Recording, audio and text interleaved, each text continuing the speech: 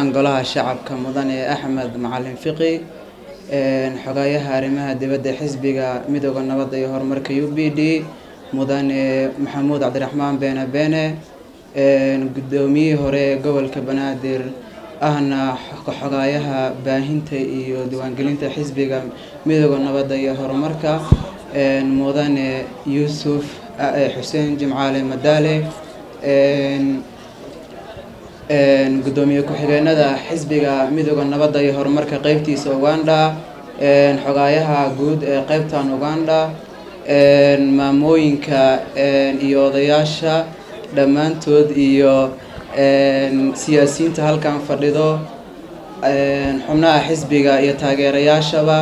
dhammaan cid walba halkan hoolkan fadhido waxaan ku salaamayaa assalaamu calaykum waraxmatullaahi wabarakaatu. hadal badan ma ii furno caawo waxay noo tahay cawo farxadeena iyo la soo koobi karin waa cawo ay anigu aan ii tahay shakhsi ahaanteedu dareenkeygana ii tahay inuu curadkaygii koowaad ii dhashay ay ii tahay maadaama xisbiga midowga nabadda iyo horumarka oo maanta dalka Uganda laga furayo laga daafurayo sidoo kale xildhibaano qaran ay noo joogaan noo imaadeen anagoo dhalinyaro ah midda kaliya aan ku farxo cid walbo dhalinyaro ahna tusaale u ah waxay tahay waxa xalfadan soo qabaqaabiyay waa xisbigan mas'uuliyiinka ah waa dhalinyaro taasina waxay maaragtay xisbiga UPD wuxuu gartay awoodda dhalinyarada ay leeyihiin oo gartay dhalinyaradu inay yihiin kuwa maanta dalkan badbaadi karaa fursad in la siiyana ay tahay ayuu xisbiga midowga nabadda iyo horumarka UPD gartay waxaan leeyahay fursadaas ka faa'iideysi ay u baahan tahay xisbiga UPD-na wuxuu leeyahay soo dhawaada dhalinyaro UPD insha Allah taala 2000 iyo maaragtay 30 iyo meelaha Cabdirashiid oo madaxweyne ah oo xisbiga UPD u tartamayna waa arki doontiin waxaan rabaa inaan maaragtay u mahad celiyo maadaama ay mas'uuliyiin iga sareedo ay joogaan xisbigana afkoodana aanan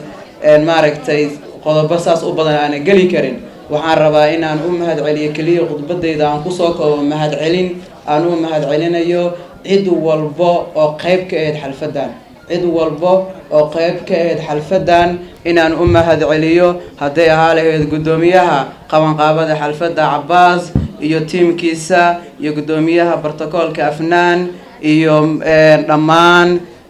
xildhibaanada qaran oo ayagaba xalfada dhadhanka u yeelay ayagu waxa waay inaan u mahad celino taasina waa meesheeda ay waxaan rabaa inaan hadalkayga ku soo koobo xisbiga midowga nabadda iyo horumarka qaybtiisa Uganda waa lagu soo dhaweynayaa xisbigu waa liiga soo horeeyay ma ogiye cid laga leeyahay ma jirto gudoomiyihiisa Madaala ka maqlaay maaragtay maamahadaas insha Allah taala mar raba inaan hadalka dheereeyo waa xili dambe waxaan ku soo talagalana inaan fuuq baxo waxaan soo marnay oo xalfadan aan ka soo marnay inaan maaragtay halkaan ka sheego laakiin waqtigoona kulaalayo awgeed ayaa maaragtay loo diidaya waxaan leenahay dhammaan taageerayaasha xisbiga UPD iyo dhammaan xubnaha xisbiga UPD iyo dhammaanteed waxaan leeyahay hambaliyo UPD xarunteeda cusub ee Kampala waxaan rabaa waxaan iloobay waxaan salaan iga wadaa madaxweynihii hore ee Soomaaliya mudane Xasan Sheekh Maxamuud oo hadaayeeto anagoo xalfada qabaqaabinayna kool nagu soo wacay oo dhahay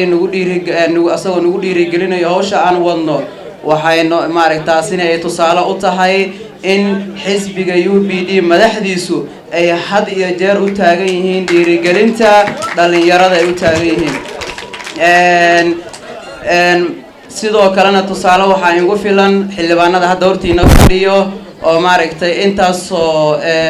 safara oo diyaarad tigid u soo goostay inay maaragtay dhalinyarada dhiirigeliyaan taasna waxaan maaragtay waxay u baahantay ka faa'iideysi labaad waxaan leeyahay soo dhawaada sidoo kale dhalinyaradu aad waxay u jeceshahay inay maaragtay madaxda la kulmaan وسوقنا حزب يوني كسب بير مدحنا أركتينا سيداتي هور فرده إن شاء الله تعالى وحن رباينا هذا الكبدي مرة وحن رباينا نكسر دويو قدومي هوري قول كبنادر مدن يوسف حسين جمعالة إن أنا حقاياها